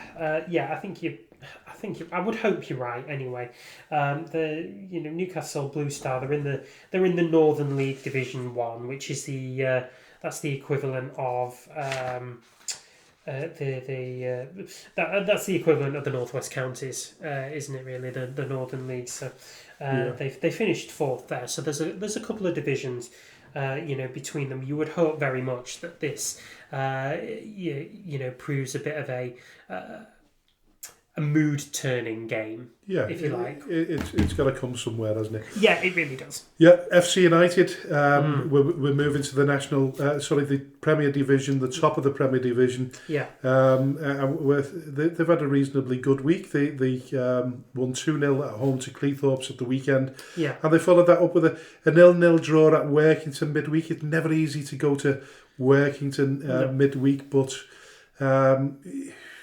even though Workington are lower down in the division, it's still a good result for them. I think I think that the term is business as usual, really. I mean, we know that Workington is never a particularly nice place to go, but Workington are 3rd from bottom of the table, whereas FC United and Manchester, with that win, they consolidated top of the table ahead of Lancaster City. Now, only by goal difference are they ahead, but nonetheless... With a game in hand, it has to be said, yeah. But a couple of weeks ago, they had a loss to Atherton United, so they needed to kind of shrug that off, really. So the game against Cleethorpes Town, which they won 2-0, and then the midweek game, the draw against Workington, puts them on steadier ground ahead of the qualifying match against Chadderton, when they then afterwards they face Morpeth Town and Rushall Olympic, 2 really solid sides as far as the league is concerned. Rushall in 6th, and then Morpeth down in 20th. But take that at your peril, really. Yeah. And listen, to lighten the mood a little bit, we'll come to the light. We'll come to the light before the dark. After the dark, and talk about Hyde United. Yeah. Unfortunately, the board at Hyde United have announced reluctantly that they received the resignation of first team manager Nick Spooner with immediate effect. If you want to, so it comes as a bit of a shock to the board. I think it comes as a bit of a shock to the fans as well. They weren't doing badly at all, were Hyde. They were 17th out of 21 teams, 2 wins, 2 draws, and 4 losses, which isn't a bad start to the season. Obviously, we know that teams like this, they need time to turn it around. But if you kind of look at the results that they've had and the teams that they've played, so they lost to Leighton Town in what proved to be Spooner's final game. They drew with Hebburn. They beat Prescott Cables in the FA Cup. They lost to Ilkeston, beat Whitby Town, lost to Guiseley. So. And lost to Cleethorpes, but they did beat Lancaster City on the opening game. So I think it was far too early for Spooner's go. I would hope that this is not because the pressure of managing Hyde United got to him, because he's done a sterling job so far, and he's done it just before. They play Whitby Town at home in the FA Cup. Yeah, Whitby, who are in the same league but a handful of places above them, and that will really affect their preparation for this game, and it makes the odds a little bit more against them by not having their gaffer in the dugout. It's come as a bit of a shock to the fans as well. There's no explanation, no. Not really, no. To Nick's first team coach Gavin McCann, he's also left the club. Nick came into the club in February 2022, saved them from relegation, and then 2 successive 6th place finishes. First Cheshire Senior Cup title for nearly 30 years, with a win over Crewe Alexandra on that run as well. Reached 2 Manchester Premier Cup finals as well. Nick said that it's been an absolute privilege to manage this football club over the number of years. He's appreciated all the backing from the board and the supporters from minute one.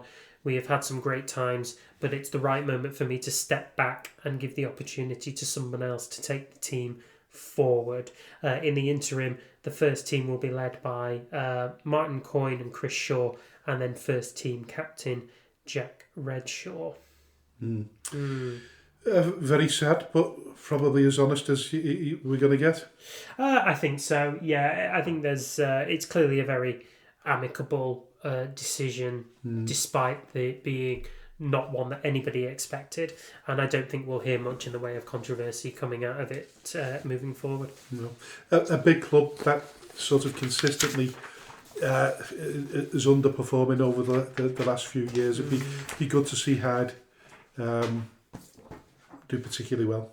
Yeah, it would be. I think it's a big town. Is Hyde, right on the edge of the Peak District. But it's got a good following as well. Well placed in the league so far. So you'd hope that this interim team would stabilise things and kick them on before a new manager is announced. Yeah. So moving on to a slightly lighter thing. Yeah.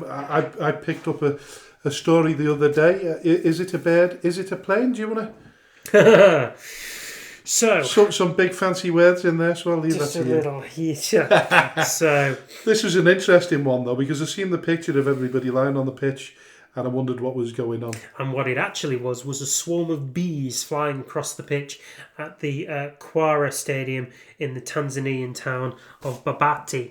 and it sparked a few chaotic scenes, if you like. So they were locked in a 1-1 draw going into the 77th minute when players from both sides dropped to the turf under instruction from match official as bees descended on the field.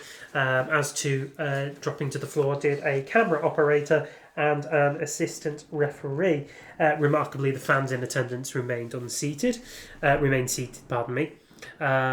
also, it may have been possible that they just didn't know that the bees were there. No official statement was made regarding how the bees' unexpected presence came to be, but local Came to be. Yeah, came to be. Very, very, very good. But local media outlet Afrism claimed unusual weather patterns through the week may have triggered the chaos. But eventually the bees dispersed and the contest resumed. But the two teams, JKU FC and City FC Abuja, carried on playing, and City FC Abuja scored a winner following the delay, and Afrism reported that no player, official or supporter was stung by a bee. Well, that's a sort of nice story to... Yeah, it gives you a bit of a giggle, and it quite nicely... segue into a little bit more controversial stuff now, because we're moving on to, rather than go straight into a second part, this is the second part of the show, and we'll talk about Skelmersdale United Football Club and our defeat at the weekend. We were both there, sat in the stand. What I wanted to mention before we go any further, I spoke to the linesman after the game, or assistant referee, whatever you want to call him. There was an incident towards the end of the game. I think we both seen it. The left back swung out with the outside of his hand almost in a slap style and knocked one of our players to the ground. I don't know whether it was a bit melodramatic. I thought it was a little bit handbags myself, but I would have imagined that at the very least it would have been a caution. It should have been, by the rule of the rule book, it should have been a sending off. That never happened.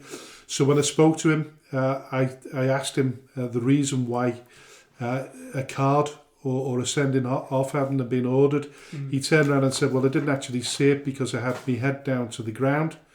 So then I suggested to him that, well, maybe if you hadn't have been wearing a baseball cap, you would have been able to see what was going on around you. And he said, listen, I'll think about that. I'll take that on board.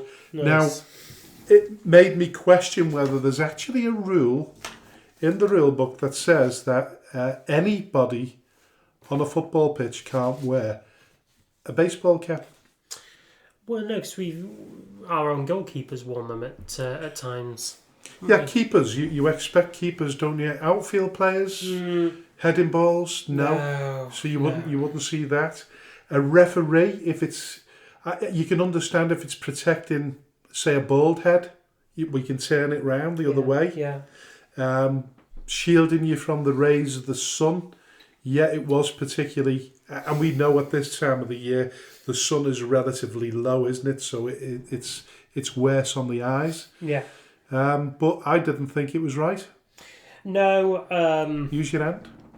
No. I think wearing a hat is reasonably justified, but you've got to make up for that by being extra alert to what's going on around you. I think there's only a very minor danger that he's going to get hit in the head with an errant ball at any given point, and it's his responsibility to protect himself from the sun and from the ball, which is fine. But he's also got a responsibility to make sure that this doesn't impede his view of the game. Now, unfortunately, at this level, we cannot reasonably report back that he wore a cap and it impeded his ability to see the game. Did you do that? Yes. Right. And he's been told not to wear one in future. Oh, has he? Yes. Very Not naming names, but that's... That's very interesting, because how do you then manage when the sun is directly in your eyes and you can't see anything? You can't be expected to run along with your hand cupped over your eyes, can you? We shouldn't be looking up at the sun for starters, should you? Well, no, of course not. Not unless the ball's sort of up there, or the player who was in question 6'4", as this one was. Then 6'5". Well, you've got to look up then, haven't you? Really? Most definitely. But Listen, nonetheless, not complaining about the result. Yeah. There's absolutely no doubt about it that Sefton, far better team, played far better than us. Yeah. We just didn't seem to be up for the game at all. We didn't click, did we? In any area. No, we didn't. Unfortunately, they were from the off. They were looking to give us a game. They were well drilled. They knew what they were about in terms of performance and cohesion with each other. They chased the game a lot. They were fit. They wanted the ball, and we couldn't really seem to get out of our half at all. We had a couple of opportunities, or sort of half opportunities. Don't get me wrong, but we were 2-0 down in the first half, and I think we were just fighting a bit of a battle. After that, and lacking firepower, really, weren't we? We were lacking firepower. We were lacking, the ability to move the ball up the pitch from the base of the midfield. Our wingers just tried, but there just wasn't that spark that there usually is, and we didn't really see a sight of goal up until about an hour into the game. So it was a desperately disappointing day for us, and I think one that the coaching staff will admit was a bit of a poor performance by all accounts. Yeah, no, being our very first game at the Marine Travel Arena, we were expecting a better result. A crowd of 84, a little bit disappointing. In terms of covering costs, we're nowhere near covering costs at that level of spectators. No, I think the raffle helped. So it certainly did. The halftime raffle really helped. So thank you, Andrew, for putting that on for us. For the Lucan brothers and to the Lucan brothers for selling the tickets. Yeah, so a very disappointing day all around. Unfortunately, not the way that we'd wanted to start our residency at the Marine Travel Arena, and it means that we are unfortunately at the bottom of the table. That being said, though, there are 4 teams above us who are yet to win a game. And there's two. One of them's left the league, so 3. Sorry, 3 teams who are yet to win a game, and one other team that's failed to collect a point. With that being said, we've only played 2 games, which is less than everybody else in the division. Can we seek solace at all in the fact that the 2 teams that have beaten us, Joey Oars, have played 4 games, collected 12 points. Sefton Athletic, after their win against us, they've had 3 consecutive victories and they're on 9 points. Can we take anything out of that? Yeah, I think we can. I think Joey Oars and Sefton Athletic, they're both teams that have got a long tradition of being in this division. They're well drilled, they're well organised, they were fit, they were up for it.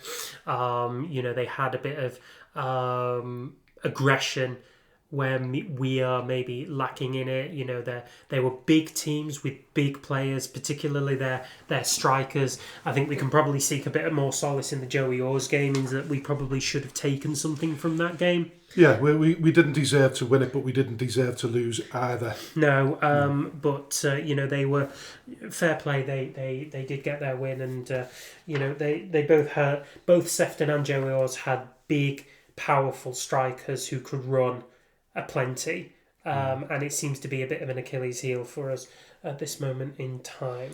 An interesting tie this weekend really is Joey Oars versus the Grenadier. So the Grenadier are in 3rd place. They're unbeaten, 3 wins, 9 points. So that'll be an interesting match there. Yeah. Somebody's going to drop points. They certainly will. So the Grenadier, I think, finished 2nd last season, and Joey Oars finished 5th.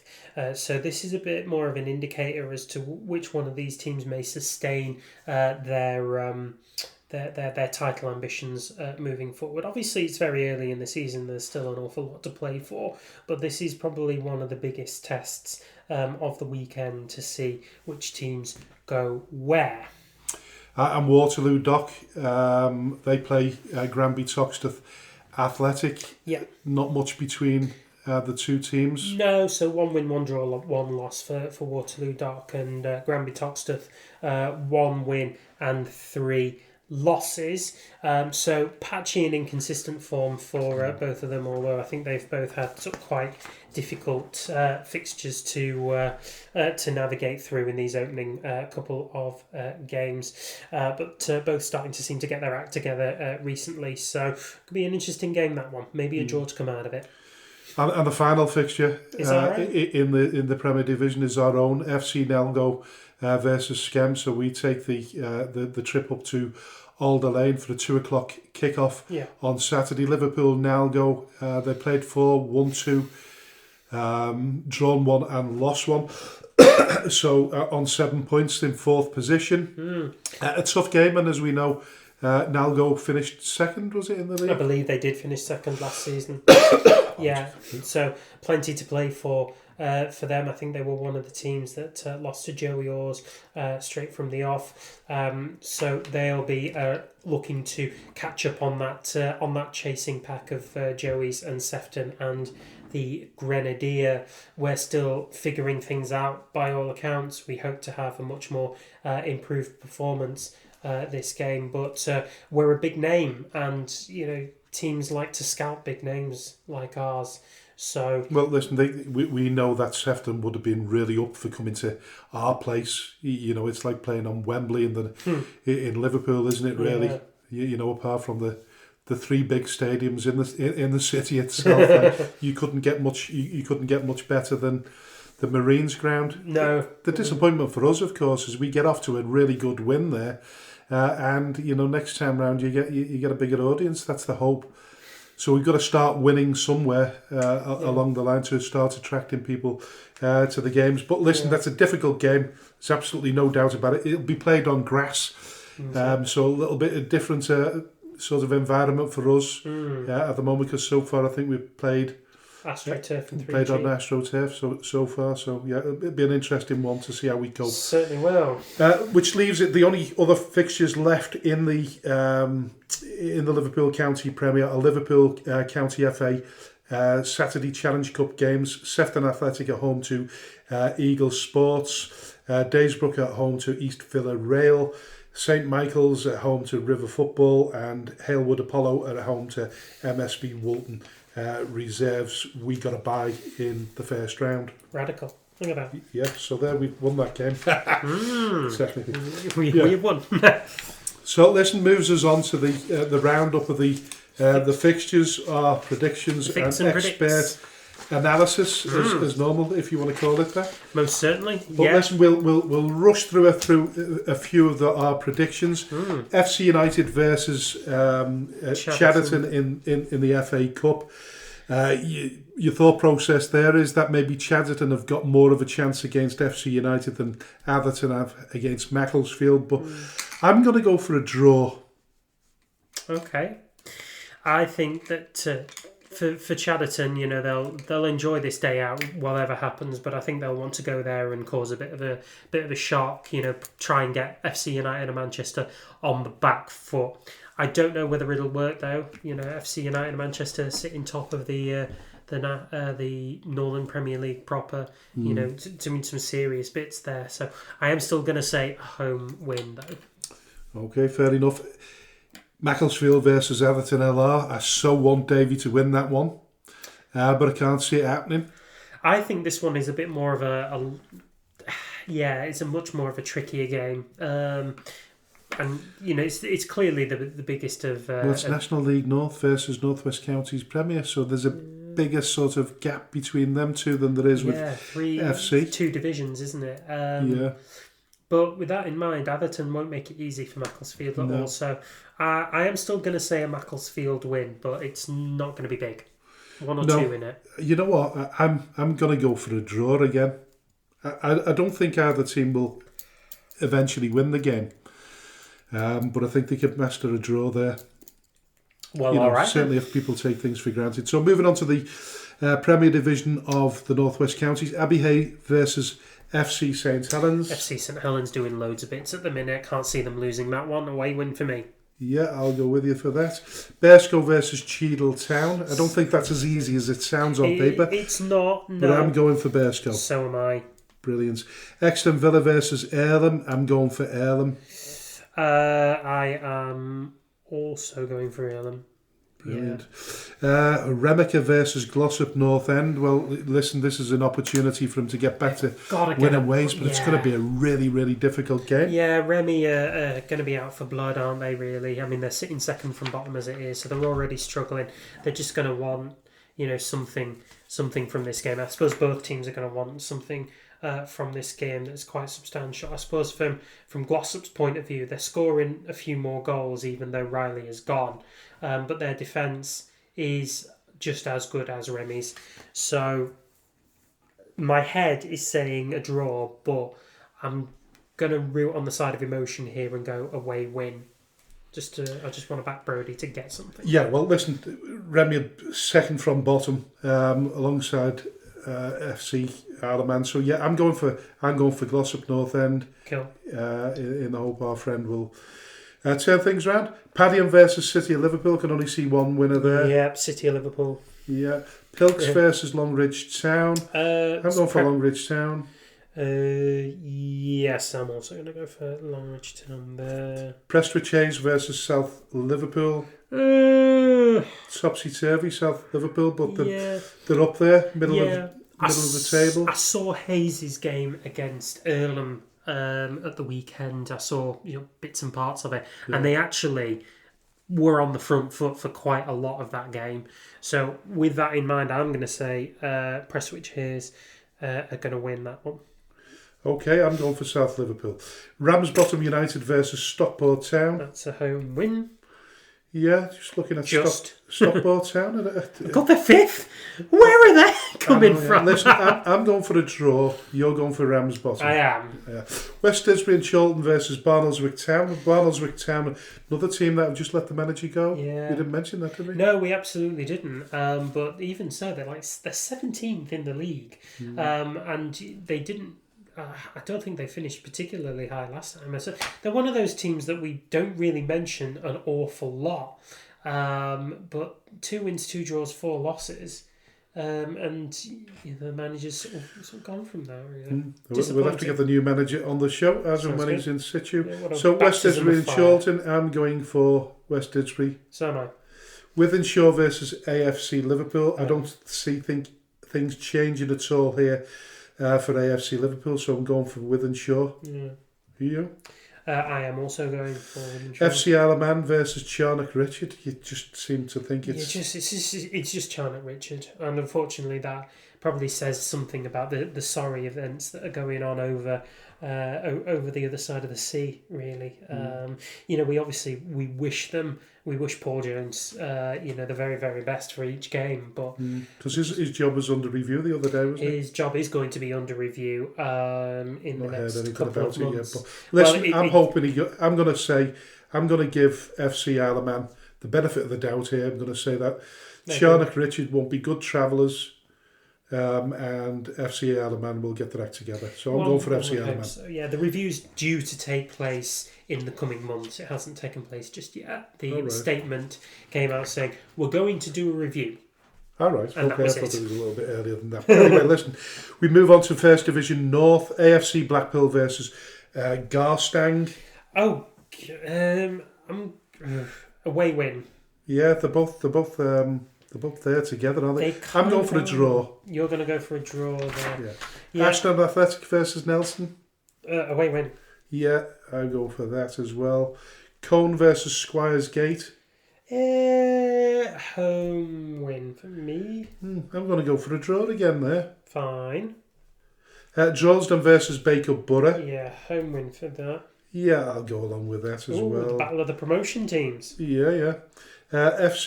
Fullwood Amateurs versus MSB Walton, the 2 newcomers to the division. Yes, quite so. One really, really struggling in the shape of MSB Walton. Fullwood Amateurs doing okay. They're not doing too bad. 2 wins, 3 draws, only 1 loss. Yeah.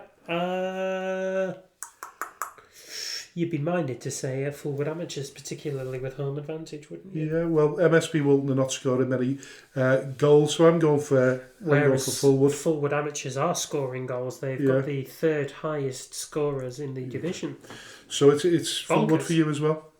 Yeah. Yeah, definitely. Holker Old Boys versus Ashton Town. I think this is an interesting fixture because I think Ashton are probably starting to get things together a little bit. They're starting to pull it together, aren't they? They've had a couple of good enough results. Goal scoring's been thin on the ground, but so has concession of goals as well. 6 each, whatever way you look at it. Holker Old Boys scored 13, conceded 5. I'm going to say a draw in this one. Right, I'm going to go for Ashton, and you're going for a draw. Yeah. McGull versus Daisy Hill. Well, I just want McGull to win. Yeah, I'm just a petty little slot. Yeah, we'll both go for McGull then. Well, listen, I can genuinely see McGull pulling off a Joey Burns. A little bit too early for Nicky Hunt, yes. It is a little bit too early for Nicky Hunt, whereas Joey Burns knows what he's doing with these boys. You know, he knows them, he's coached them for a good couple of years now. Remember, he's still got Brannigan and Till up the front, so, you know, I expect him to kind of get back to winning ways. Yeah. Main Road versus Thornton Cleveleys. Thornton Cleveleys. Yeah, I tend to agree with you there. Steeton versus Darwen. This is a really interesting one. Belter. But Steeton are doing really well, aren't they? But they're not scoring a great deal of goals, but they're not conceding many either. They've only conceded 5 in 6 games. That's the best in the division. Yeah, and they've scored 8. They've scored 8, yeah. They only seem to score 1 or 2 per game. I'm going to go for a draw there. And Darwen's quite tight, isn't it? You know, 6 goals scored, 7 goals conceded. They both seem to have similar problems scoring. Yeah, goal scoring just seems to be difficult for quite a few teams in this division. That's got a draw in it all over it for me, so I'm going for a draw. Then, fine. You go for a draw as well? I am. Yep. So we move on to Division 1. South Barnton versus Wolverhampton Sporting Wanderers. Sporting Community. The Sporting Community, does it say? Yes. Oh, yes, indeed. My eyes are blurred. Right, okay, yeah. So the Sporting Community are second from bottom with 3 points, just above Hormond. I'm determined to keep getting that right from now on. But Barnton play at the Creative Hut Stadium. I would love to know what that's all about. I'm going to find out when I can. But Barnton are up there, 14 points, just on the fringe of the playoffs. I'm going for Barnton. I am going for Barnton too. Brilliant. Camel Laird versus Sandbach United. This is really irritating because Camel Laird will just come out with the most random result by sort of stuffing Stafford Town by 4-0, but then will lose to Hormond by like 1-0.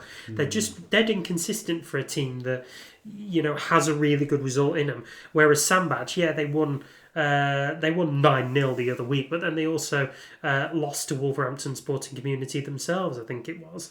I think just purely down to the fact that they've only conceded 8 goals, Sandbach, whereas Camel Laird have conceded 16. So, you know, that's double what they've... I'm going for Sandbach. So am I, yeah. Cheadle Heath Nomads versus Alsager Town. Draw. Yeah, listen, I'll go along with that as well. Eccleshall versus Runcorn Town. I'm going for Runcorn Town. Yeah? Yes. Good. Foley Mere versus New Mills. Foley Mere are just another weird team with just irritating, throw-you-off results. But New Mills are doing relatively well. New Mills are doing steady enough. They're in They've only lost 1 game. Yeah, 1-4, they draw 3. Yeah, they are a bit drawy. So I'm going to go for a draw at Trentham Food Stadium. Right, so you're going for a draw. Okay, Trentham Food Stadium. Yeah. Market Drayton Town versus Allscott Heath. I'm going to go for a home win on that one. I want Market Drayton and Dan Dawson to do some bits this weekend. So you go, gents. Go for a home win at the Greenfield. I'm going with you for that with one. The Muller corner effect in the middle. Yeah. In the corner. Shawbury United versus Asheville. Yeah, just another. Similar records, really. Asheville in 11th, Shawbury in... I think it'll be a bit of a draw, really, isn't it? Right. What are we... Asheville, Shawbury... I'm saying a draw. Yeah, go on then. I'll join you for a draw. So Stafford Town versus Ormond. That's not going to be a draw. No, that's not going to be a draw. That's going to be Stafford. Ormond are going to win 7-0. Sorry, that's mean. Stafford Town to win. Yeah. For me. Wolverhampton Casuals versus Stockport Georgians. I'm going to say an away win. Yeah, Wolverhampton Casuals are a bit irritating when it comes to results like this, but have a bit of a leaky defence, whereas Stockport Georgians are steady enough on the goals front, so I'm going to say an away win there. Yeah. Listen, we're not going to go too much into detail with next week's fixtures, but there's a full sort of fixture list in the Premier Division on the Tuesday, and the First Division South will be playing on the Tuesday as well. They will. I just wonder why they. Oh, listen, that was the question I was going to ask before, and I forgot to ask. So Droylsden didn't compete in the FA Cup this season. Does anybody know why? Ooh. Did they not get their application in time, or is there a reason why they're not competing in the FA Cup? I'll have an answer for you by next week's show. Right. So that will be a controversial That's my homework. part that will open next week's show. Yes. Yeah.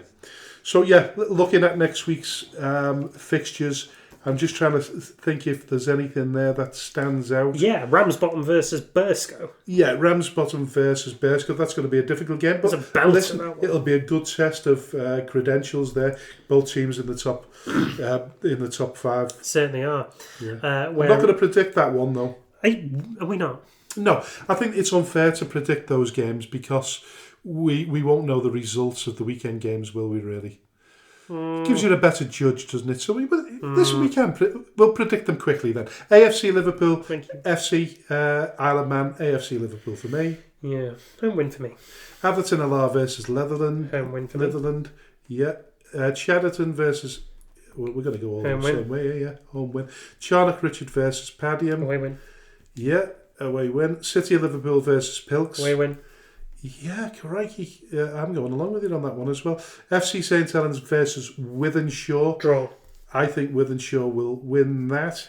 You're going for a draw. Yeah. Glossop North End versus Prestwich Hayes. Draw. I'm going for. I'm definitely going for Brodie's team there. Earlham versus West Didsbury. That's going to be a great game, that one. Yeah, it is, isn't it? But I'm going for Earlham. I also am going for Earlham. Longridge Town versus Barnoldswick. Draw.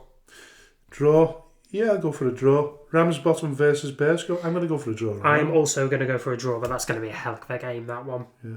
Just skipped one there, by the way. Monday night, 15th of September, Cheadle Heath Nomads versus Runcorn Town. I'm going for Runcorn Town on that one. So am I. They're going to kick on with their little promotion charge. They're going to win against Cheadle Heath Nomads at the Ideal Building System Stadium. That is my belief. Yeah. So we move on to First Division South. Allscott Heath versus Shawbury. I'm going for Shawbury. Yeah, I'm going to go for a draw. You're going for a draw just to be controversial. Alsager versus Eccleshall. I'm going for Eccleshall. I'm going for Eccleshall too. Hormond, I nearly got it wrong again, versus Wolverhampton Casuals. I'm going for Wolverhampton Casuals. Yeah, New Mills versus Stockport Georgians. That's an interesting one because that's 4th versus 5th. That could change over the weekend. I'm going to go for a draw. I'm also going to go for a draw.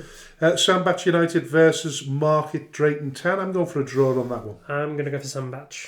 You're going for Sandbach.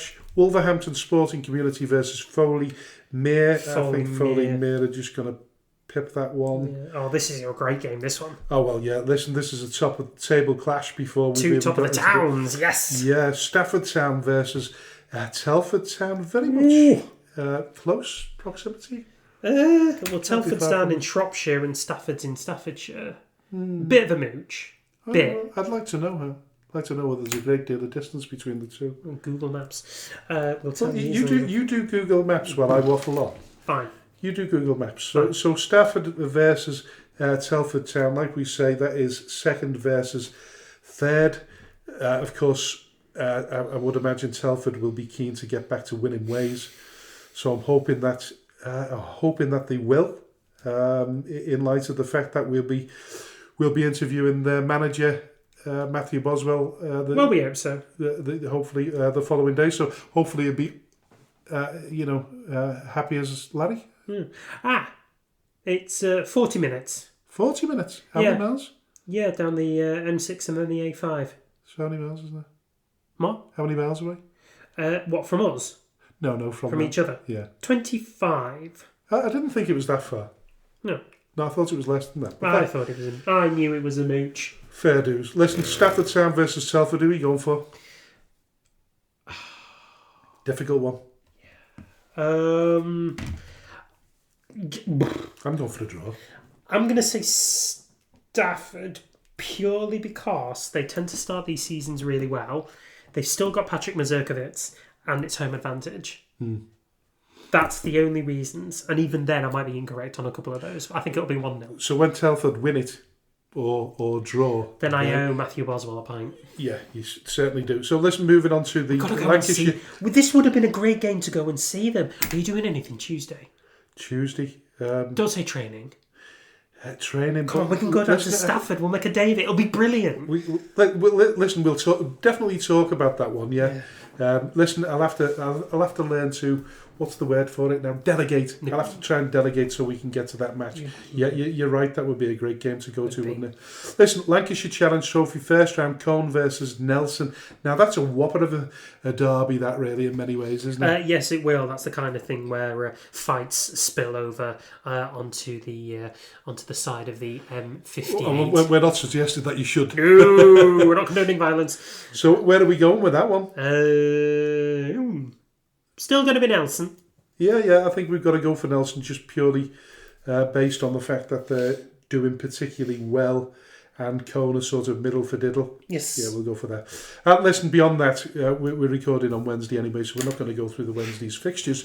But that rounds up all the fixtures. Yeah. And our predictions, of course, and our expert analysis, if you'd like to call it that. It's been an interesting show. What have you learned so far this week? What have I learned this week? Over the last week?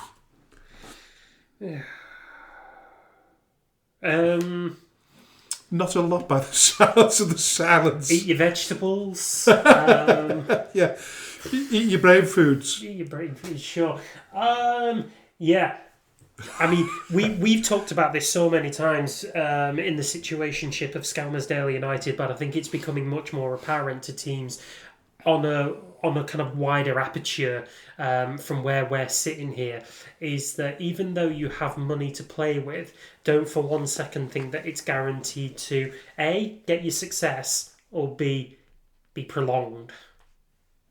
Yeah. Yeah, because we're looking at teams now who are financially getting themselves into a bit of a sticky spot, having unloaded a ton of money in seasons gone by, hoping that it will get them success. And it didn't, and then they've lost a bit of it.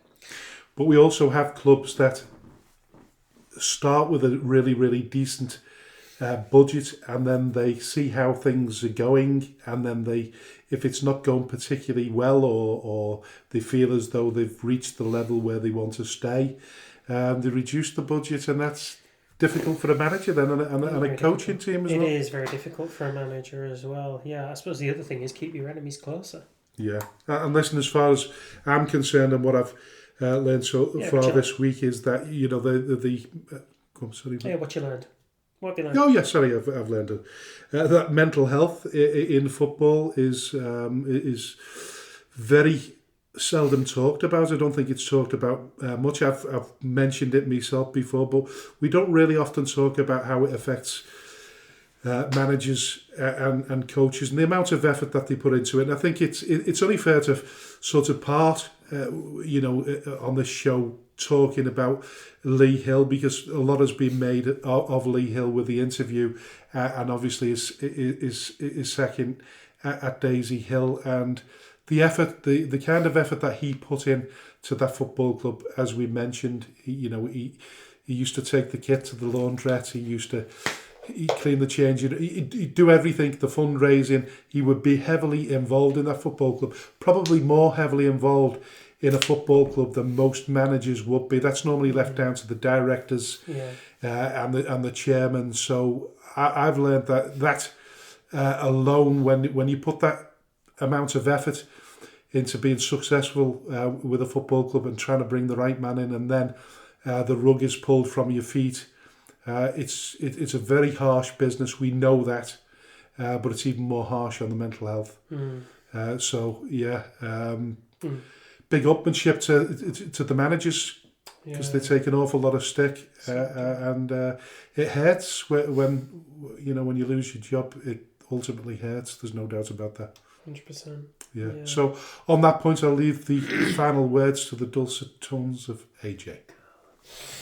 You've been listening to the Speaking Frankly Football Show with me, AJ Vegette, and my co-host, Mr. Frank Hughes. This episode and all other episodes are available on most streaming services, wherever you get your podcasts, including Amazon Music and Spotify. Please rate and review, as we do thrive off hearing your feedback. Please also subscribe to us so that you can be the one of the first to hear when a new episode of the Speaking Frankly Football Show has been released. We are also available on social media platforms, most pertinently X and Facebook, under the banner term Speaking Frankly Football Show. And so from me, AJ, and him, Frank, we will see you next week for another episode of the Speaking Frankly Football Show. Until then, bye-bye for now. A heartfelt shout out to all the businesses supporting Skelmersdale United Football Club, especially T&W Garners and Pedro de Seda Enterprises. Thank you to everyone who donates to the club, supports our race nights, raffles, lottery bonus ball scheme and the weekly draw in conjunction with NYCBA. A special thanks to those who organise such fundraising events, with a particular mention for the incredible Lee Davis and Rowena Hughes.